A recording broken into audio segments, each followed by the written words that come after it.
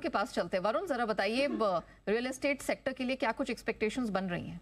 देखिए, सेक्टर के लिए सबसे पहले तो इंडस्ट्री का स्टेटस ये चाहते हैं। इसके अलावा आपको याद होगा कुछ समय पहले ही अफोर्डेबल हाउसिंग PMAY के तहत सरकार ने कहा था कि 3 करोड़ घर बनाएंगे।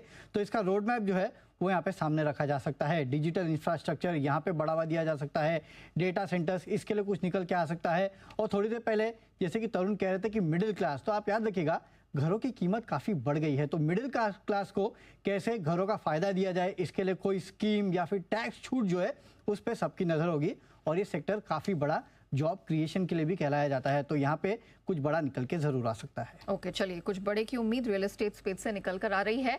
लेकिन backbone of our economy agriculture और साथ ही रूरल या केमिकल स्पेस की भी बात करें, इसको भी लेकर कुछ बड़ी बातें यहाँ होती हुई दिखाई दी हैं। आशीष, जरा बताइए, ये जो तीनों स्पेसेस हैं, क्या कुछ निकल के आ सकता है इस बजट में? देखिए, बहुत सारी उम्मीदें। सबसे पहले अगर आप देखें तो पूरा केमिकल स्पेस मांग रहा है काफ़ी समय से कि और सारे केमिकल्स के लिए यहाँ पर PLI मिले। और साथ में अगर आप देखें तो और अतिरिक्त टैक्स इंसेंटिव्स हैं, इसकी भी मांग चल रही है। साथ में जो पूरा सेक्टर R&D पे खर्च करता है, इसको लेकर भी प्रोत्साहन की आवश्यकता है। अगर आप देखें तो इस अंतरिम बजट में 1.64 लाख करोड़ के आसपास की फर्टिलाइजर सब्सिडी का जो है ऐलान किया गया था। और क्योंकि इंटरनेशनल मार्केट में कीमतें घट गई हैं तो सफिशिएंट माना जा रहा है। लेकिन नैनो यूरिया जैसे जो क्रांतिकारी प्रोडक्ट्स हैं, इनके बढ़ावा देने पर सरकार फोकस करे। इसके अलावा किसान सम्मान निधि, यहाँ पर भी अगर एलोकेशन बढ़ेगा तो इसका सेक्टर को पूरा फायदा देखने को मिलेगा।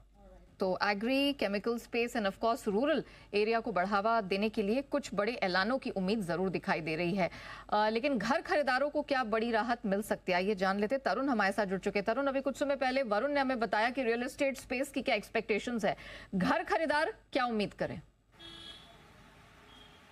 बिल्कुल, घर खरीदार हैं उनके लिए हो सकता है कि आप बजट में एक बड़ा ऐलान हो सके, क्योंकि इंटरिम बजट में एक लाइन निर्मला सीतारमण ने जरूर बोली थी कि प्रधानमंत्री आवास योजना के लिए एक नई स्कीम लेकर आएंगे। उससे पहले प्रधानमंत्री खुद लाल किले से इस बारे में बता चुके हैं। तो अब उम्मीद है कि जो प्रधानमंत्री आवास योजना है उस स्कीम को चेंज किया जाए और जो 50 लाख तक यदि आप लोन लेते हैं घर के लिए तो उसमें आपको इंटरेस्ट सबवेंशन स्कीम ऐलान की जाए। और इंटरेस्ट सबवेंशन जो होगा वो 3 से 6% के आसपास हो सकता है, ये उम्मीद यहाँ पे बजट में की जा रही है। और इससे यदि ऐसा होता है तो एक बड़ा बूस्ट यहाँ पे हाउसिंग सेक्टर को मिलेगा। और स्पेशली जो अर्बन एरिया के जो घर हैं, क्योंकि पिछले यदि हम 2 सालों की बात करें तो करीबन 33% घरों के रेट में बढ़ोतरी हुई है। तो अब उसको देखते हुए बजट के अंदर ये ऐलान संभव है कि एक इंटरेस्ट सबवेंशन स्कीम लेकर आई जाए और उसके लिए जो एलोकेशन है वो 50,000 से 60,000 करोड़ के आसपास हो। ऑलराइट,